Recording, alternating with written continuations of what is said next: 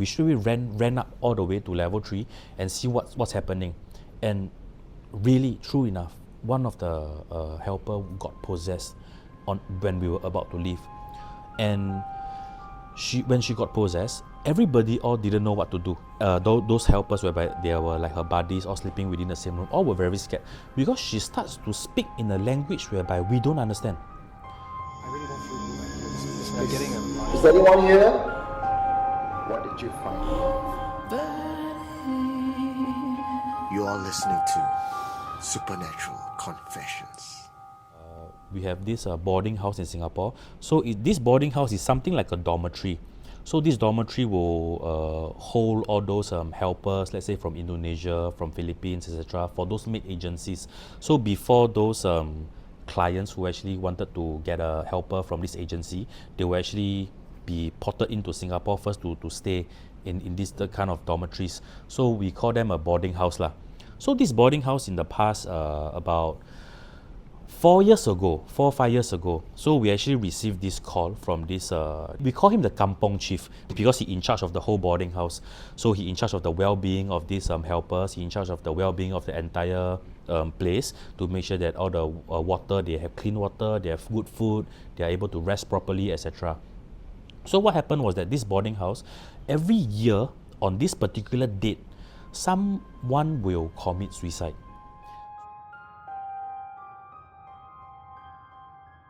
So 4 years ago, right, we received this call. So prior to that, 3 years ago, so total 7 years ago, from the story that we heard from this Kampong Chief was that this particular helper, she was actually very upset coming into Singapore. So she missed her family, she missed her kid and all that. So after I think about 2 months of staying in that boarding house, she committed suicide. How she committed suicide was actually because in the toilet, in the shower room, it's not like those normal swimming pool complex whereby we just press the button and then they will spray water out from the wall. But this one actually come with the normal shower hose like the one we have normally at home. So she actually hung herself using that shower hose inside the toilet. After which she passed on, and the next year on that particular same day again, she will possess another helper, and then that helper will actually commit suicide. So on the third year, whereby it's the one whereby we actually received the call, and then we received the call from this Kampong Chief and said that for the past 2 years on this date, something will happen. But I can't be sure that this year it will not happen, or rather it will happen, but to play safe, can you all please come down and help us have a look at the place and all that. So when we go down on that day, we went down 1 week before just to recce the place and see how the entire place looked like. To be honest, we don't feel anything unusual.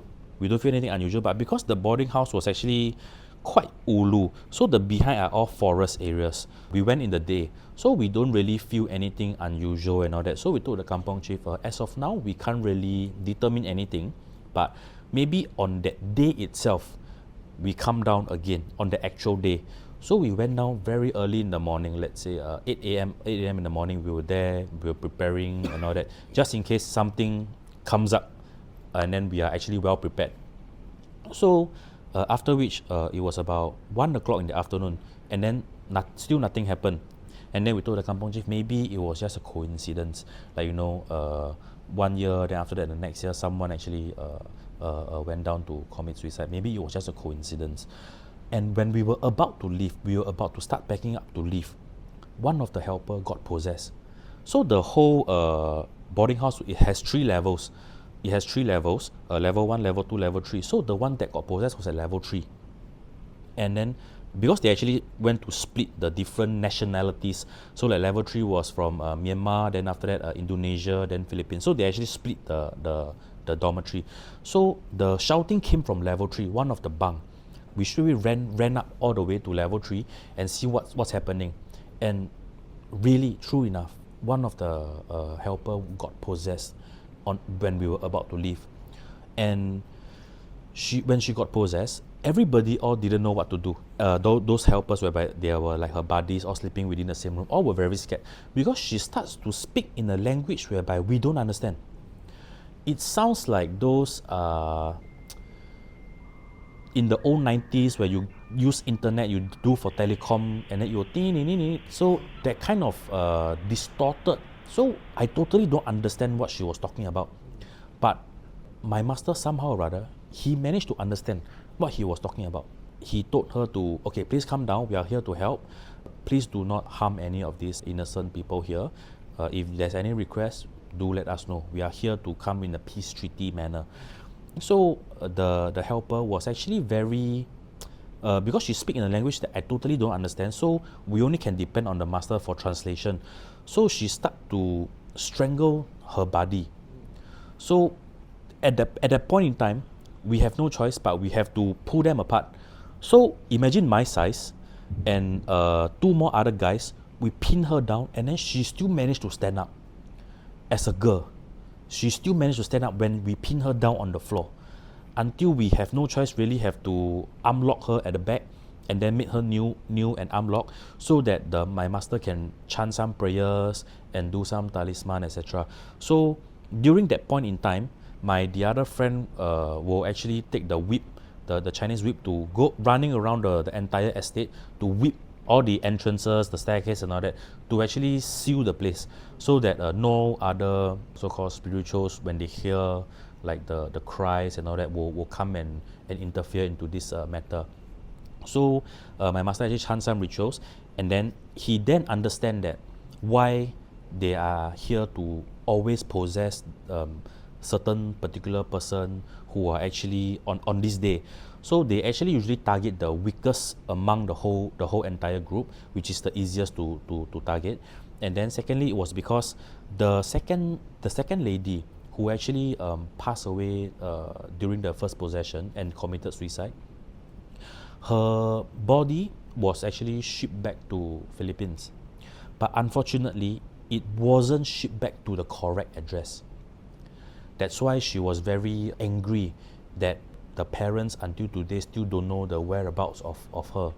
So what happened was the body in Singapore shipped back to Philippines, but because the parents shift place after 6 months, according to the agency in Philippines, the address wasn't updated. So they shipped back the urn to Philippines, and it was to the to the old address, whereby it's a new owners residing in that house address.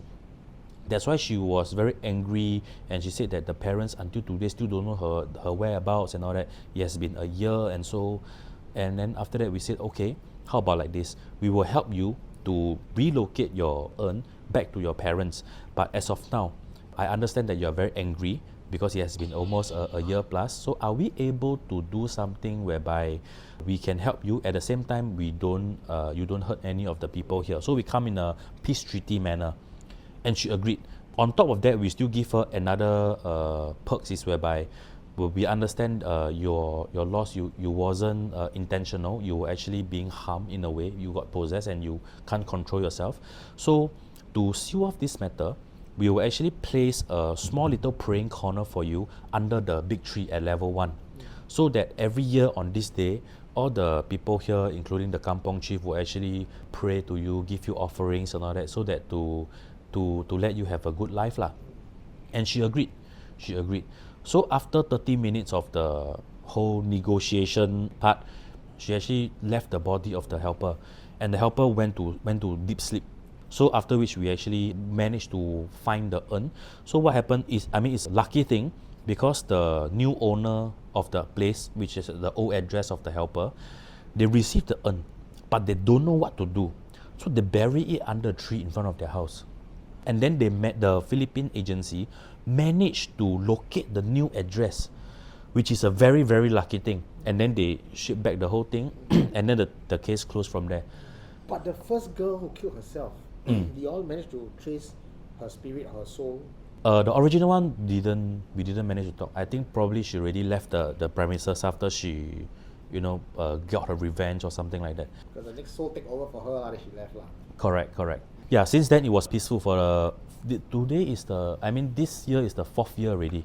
It has been peaceful for the rest of the 4 years. So every year on that day, they will host a big event to pray the offering under the tree. Yeah, because that was what was promised 4 years ago. I used to manage a building in Tampines, an industrial building in Tampines. I wouldn't mention the place.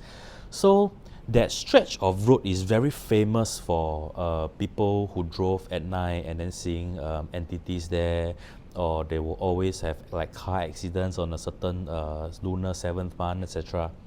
So what happened was one fine day, I was actually working late at night because usually for us as management, we only work 9 to 6.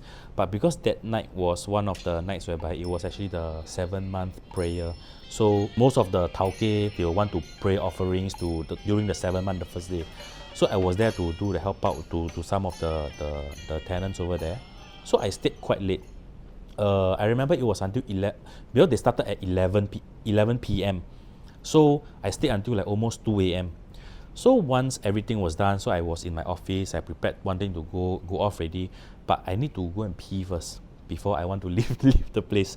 So I was at level 8. So I went to the level 8 handicap toilet. So when I went in there, the door was actually locked. So we have the master key to actually unlock the door. So once I unlock the door, I go in. But the thing is that because the toilet lights are not supposed, we don't have sensor for the lights. It's a manual switch in the toilet. So once I on the light off by itself. When I turn on the light, then I'm thinking like, is there something wrong with the switch? So I, as usual, normal human being, we will tuck, you off and on again to make sure that the light is really working. So it worked. So okay, I continue, I do my natural business and all that. So when I want to leave the toilet, the door slammed and locked by itself. But I was holding the key. Then I'm thinking like, hey, what is wrong? So I understand that, okay, today is the 7th month, it's the first day, so you all are here out to, to enjoy here. But the offerings are all downstairs at level 1. You shouldn't be here. So I didn't speak it out loud, I spoke it in my heart. I said, you all should be downstairs because all the offerings are at level 1. You shouldn't be here. So I don't know whether was the entity in the toilet or outside the toilet. So I opened the toilet door again. So if he's inside, he can come out. I mean, I was very being naive lah. So after that, I went to lock the door. But the door opened by itself. After I locked the door, the handicap toilet door opened by itself. So during the handicap toilet door, there's this green and red when you switch lock and unlock. So the thing locked and unlocked by itself. So I'm thinking like, okay, since you want to be here, I will leave it as it is. So I went off. And I went down to the lift because we have cargo lift. So I took the nearest lift, which is the cargo lift, because I want to get out of the place ASAP. I'm at level 8, I can't take the stairs. So I took the cargo lift. But the lift jammed at level 4. The lift jammed at level 4. So I pressed the intercom for the security to come and help me. So when the security was there, they opened the door from the outside with the fireman key. They opened the door and I told them, okay, I will follow you. I will follow the security to go back to my office to get my bags and I will leave. So they asked me, hey, what happened? Why your face so pale? I said, oh no lah, the lift jammed inside, suffocating. I also do not want to scare the security. Later night prowling, they avoid that place. So I told them, no, I stuck in the lift, very suffocating. So I left. But after that, like the next day in the morning, I went back out to see the toilet. Everything is like perfectly normal. People, because the toilet is open for public, so people are all using the toilet like normal. I stood there for a good 15 minutes to see will the door open and close by itself, but it didn't. It didn't. Yeah. And the funny thing is, because we actually have CCTV in the industrial estate, it captured nothing. Wait, so when you were there, you checked the CCTV of the time that you were there lah? Correct. The next day morning, I went to check the CCTV. It captured nothing. It just went blank during that time frame. Also, not even like show you standing there and all that? Nothing. Totally nothing. So everything was normal until 2:05 a.m. It went black. The whole screen went black. It states no recording. For that whole good about 10 to 15. Even now when I'm talking to you, I have goosebumps. Oh my god. Yeah, so that whole 10-15 minutes is entirely blank. There's totally no recording in that CCTV footage. Yeah. And it's something whereby I really cannot explain, because after that 15 minutes, after I left, the on I think 2:20 or 2:25, the recording went back to normal. I really don't feel good. It's like getting a Is there anyone here? What did you find? You are listening to Supernatural Confessions. If you don't see them, doesn't mean they are not there.